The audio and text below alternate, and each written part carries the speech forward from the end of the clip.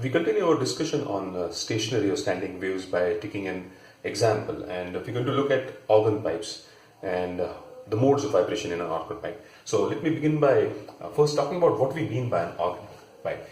Basically, here we are talking of musical instruments which are cylindrical in shape or which produce musical sound by vibration of air columns. So I can show, say for example, a flute.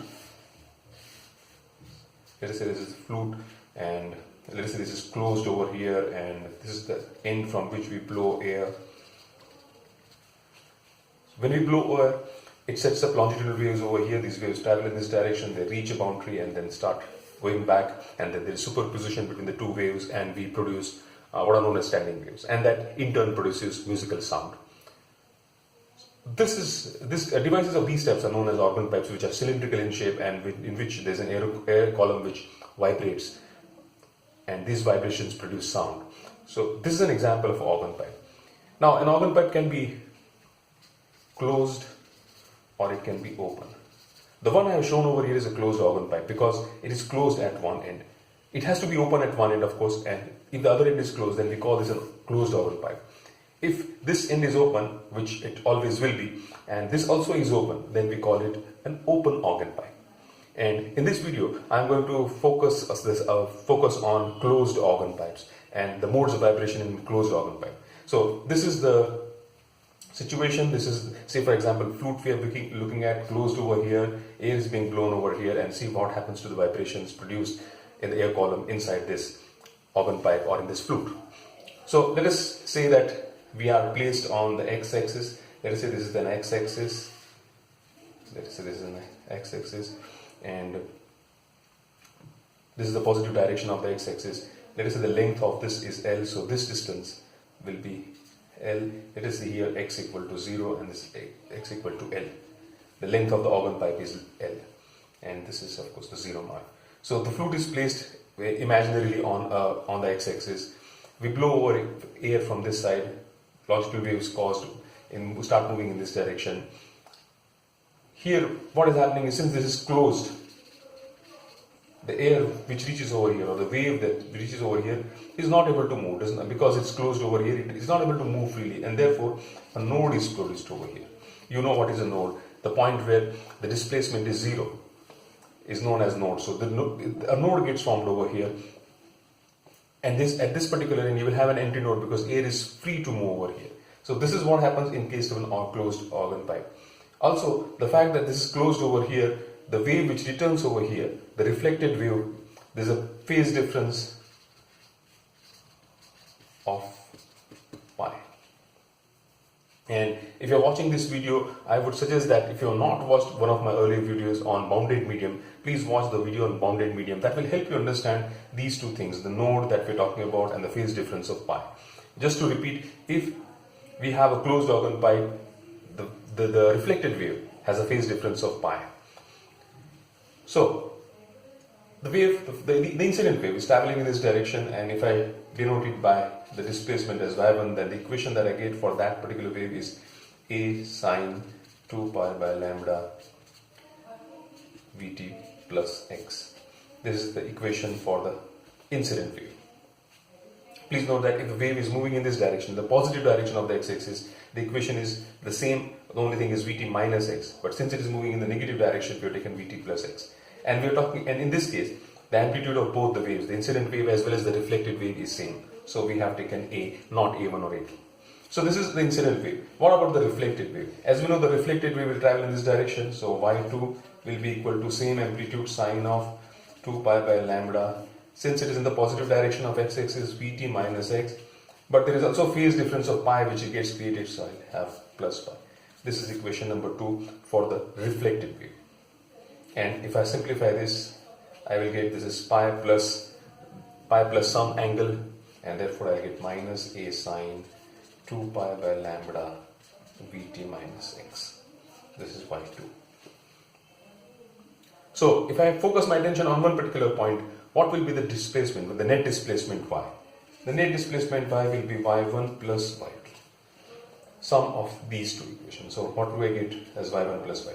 I'll get a sine 2 pi upon lambda vt plus x plus this That will be minus a sine 2 pi by lambda Vt minus x.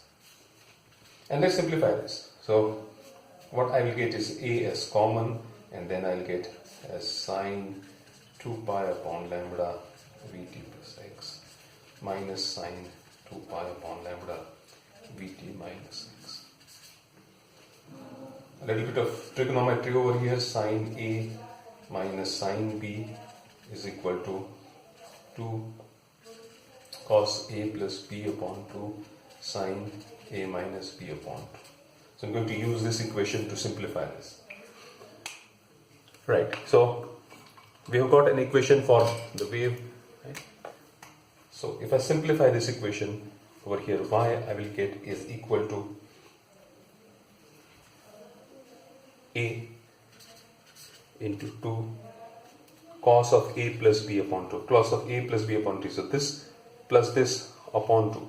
So if I simplify this, if I add these two angles and divide it by 2, what I will get is 2 pi upon lambda Vt.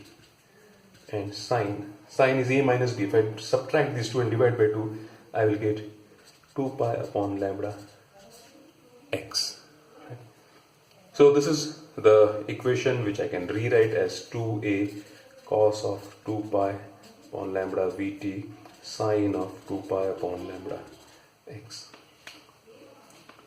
Now we know that the displacement is maximum at x equal to L. Right? Because here we have an open end, so the air is free to move over here, so we'll get maximum displacement. We get an antinode over here. So if I put the condition of x equal to L in this equation, for x equal to L, I will get this equation as 2a cos of 2 pi upon lambda Vt sine of 2 pi upon lambda L.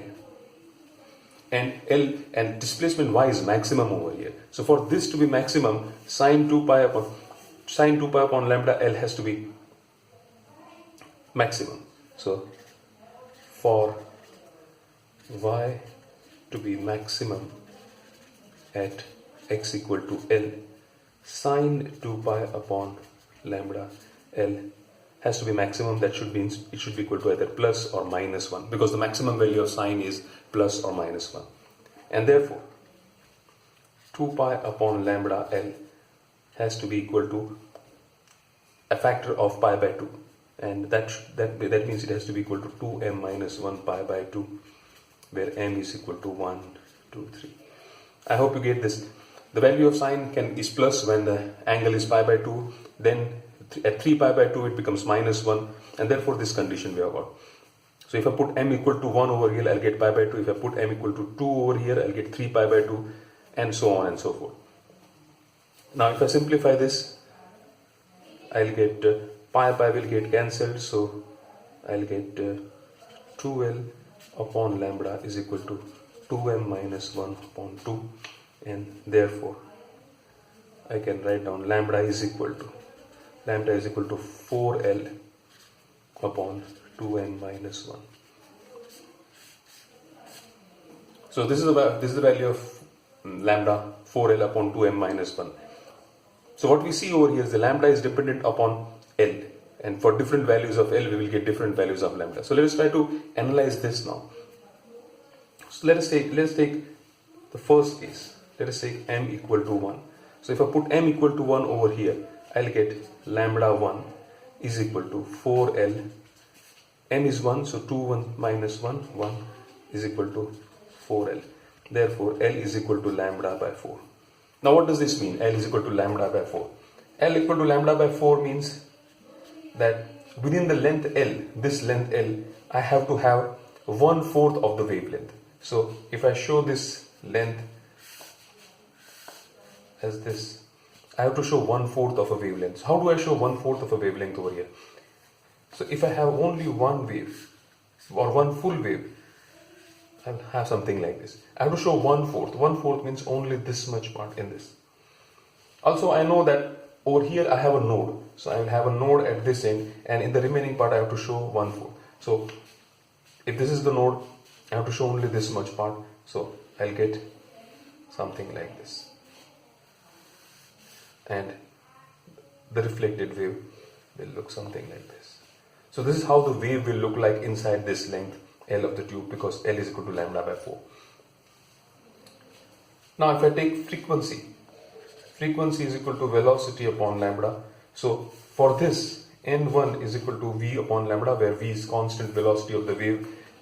I'll get v upon lambda 1. Lambda 1 is what? Lambda 1 is 4L.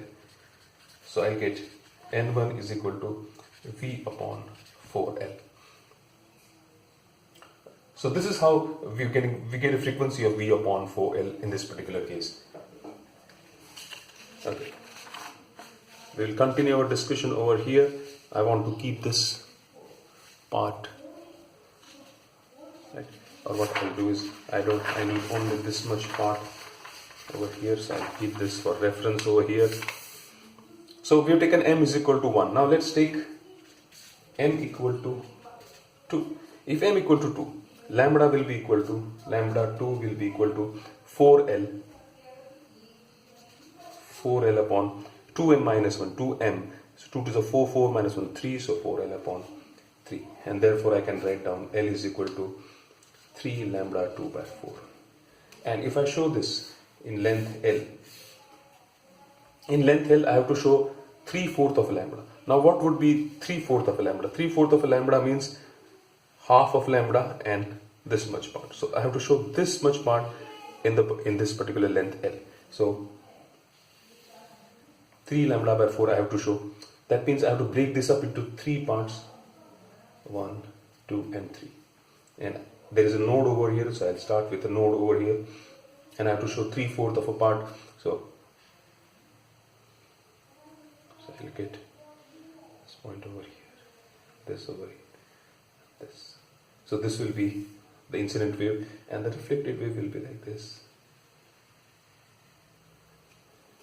So this is how the wave will look inside the tube. This was for lambda is equal to L by 4, and this is for 3 lambda by 4.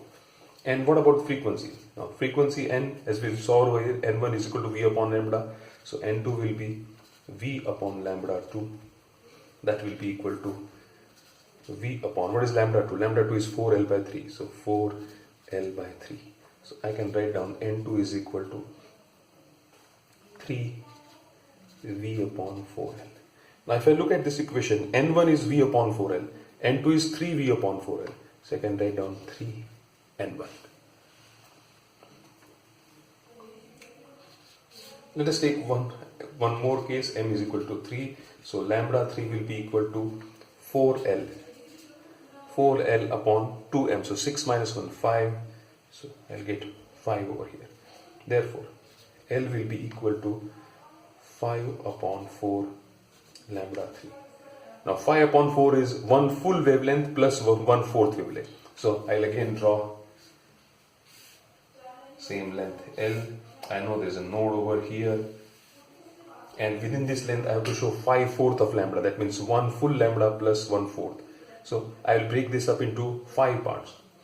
So let us say this is part number 1, 2, 3, 4 and 5. So I'll get wave something like this. So I have got 1 full wave over from here to here and 1/4 wave over here. This is how we get 5 upon 4 lambda. As far as the reflected wave is concerned, again I do the same thing. And this would be the situation for m equal to 3. What about n3? n3 is equal to v upon lambda 3 is equal to v upon lambda 3. What is 4L upon 5? 4L into 5. So this will be 5 into v upon 4L. Therefore, n3 is equal to 5 times n1. So these are the modes of vibration for a closed organ pipe. Now I want to focus on the values of n. So in the first case we got n1 as v upon 4L. Then n2 was equal to 3 times n1 and n3 is equal to 5 times n1. And similarly n4 will be equal to 7 times n1. So on and so forth. This frequency, the least frequency, is known as the fundamental frequency of vibration. Is the fundamental frequency of vibration of this particular organ pipe of length L. This The second frequency, N2, is 3 times N1, so this is known as the third harmonic. N3, this is 3, is 5 times N1, so this is known as the fifth harmonic. And this would be seventh harmonic. So these are the various frequencies that this organ pipe is able to produce as we blow the air. What is observed is that as we go higher, as we go in this particular direction, we have to apply more force while blowing the air inside the organ pipe, and we get the higher harmonics like this. Just to give an example, if supposing the fundamental frequency of this organ pipe is 50 Hertz, then the third harmonic would be 150 Hertz, this would be 250 Hertz, this would be 350 Hertz. So what it means is, this particular organ pipe will be able to produce sounds of frequency of these combination, all multiples of 50 and multiples of 50 in this particular ratio. N1, 3N1, 5N1, 7N1. Or we can write the ratio as 1:3:5:7:9, so on and so forth.